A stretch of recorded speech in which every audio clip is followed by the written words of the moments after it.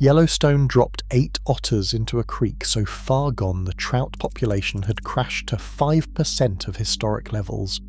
Nobody expected much. Then they pulled the trail camera cards, and what showed up wasn't supposed to be possible. Dead Creek earned its name from numbers that leave little to the imagination.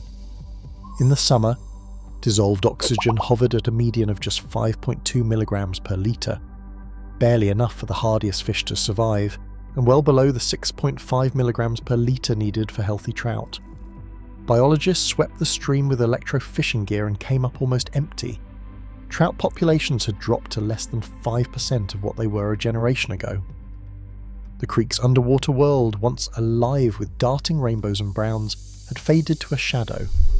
Macroinvertebrates, those mayflies, stoneflies, and caddisflies that signal clean, vibrant water, made up only 12% of the community compared to a statewide average closer to 30%. Instead, the creek bottom was dominated by midges and blackfly larvae, species that thrive where others cannot. The water ran cloudy after storms, carrying sediment loads 2.5 times higher than a typical undisturbed stream. Over half the banks were stripped of native willows and cottonwoods, replaced by bare soil and invasive grass.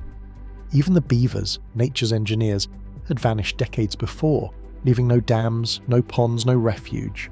With every metric, the data pointed to the same reality. Dead Creek was not just a name, it was a warning. Permits stacked up on Dr. Sarah McAllister's desk for months before the plan could move forward. Every step demanded scrutiny. The National Park Service, Colorado Parks and Wildlife, and 2 state wildlife agencies hammered out a cooperative agreement in July 2024, clearing the way for the release. The legal paperwork was dense. A supplemental environmental impact statement signed that March laid out every risk and mitigation in black and white. Disease screening, predator competition, and fishery impacts each received their own subclauses. Nothing was left to chance. The otters themselves were handpicked from the Missouri River Basin, a population tracked for genetic diversity since the 1990s. 4 adult females and 4 sub-adult males, all screened for parasites and disease, made the cut. Each animal wore a lightweight VHFGP S-collar, weighing less than 5% of its body weight, so every movement could be logged and mapped. This was not just a release. It was an experiment designed to answer specific questions about ecosystem recovery. Dr. McAllister and her team followed a strict protocol. The otters arrived in climate-controlled crates, their health records and genetic profiles checked one last time before the doors opened. Telemetry stations lined the creek, ready to capture signals the moment the collars activated. Expectations were high, but the data would have to speak for itself. The team set out to measure every change, hoping to see signs of life in a place the numbers had called dead. Within weeks of the otter release, the creek's numbers started to defy expectations. Monitoring crews logged a surge in benthic macroinvertebrates, those insects and larvae that had nearly vanished. Mayflies and stoneflies, once rare, now made up over a quarter of the community. By the end of the first season, the benthic index had more than doubled, reaching levels not seen in decades. Dissolved oxygen, which had hovered just above survival limits, climbed steadily. By month 3, readings crossed the 5 milligrams per litre threshold, and by 6 months, they were approaching the ideal range for trout. But it was not just the chemistry or the bugs. The fish themselves were coming back faster than anyone predicted. Electro-fishing surveys recorded trout density at 785 per kilometre, an 85% jump over pre-release levels. Young of the year trout, the best sign of a recovering population, appeared in stretches long written off as barren.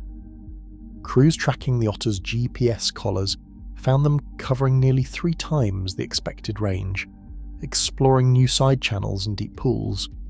Sensitive taxa, those species that vanish at the first sign of pollution, were showing up in samples again.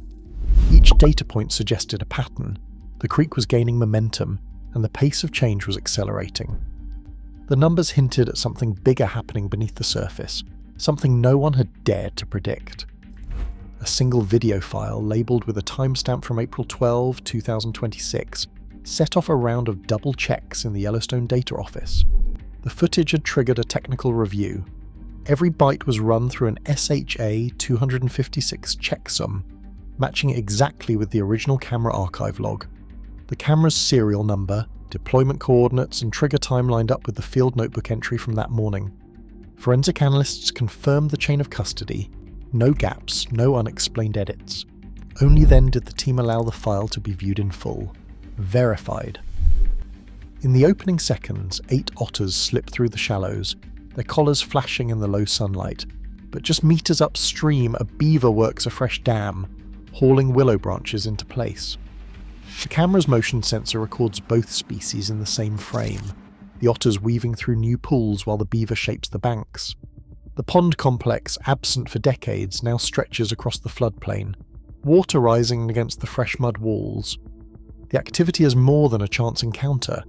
It is a synchronized display of 2 ecosystem engineers at work, caught on a single uninterrupted clip. For field biologists, the implications are immediate. Otters and beavers are not just coexisting, their behaviours are overlapping, their effects compounding.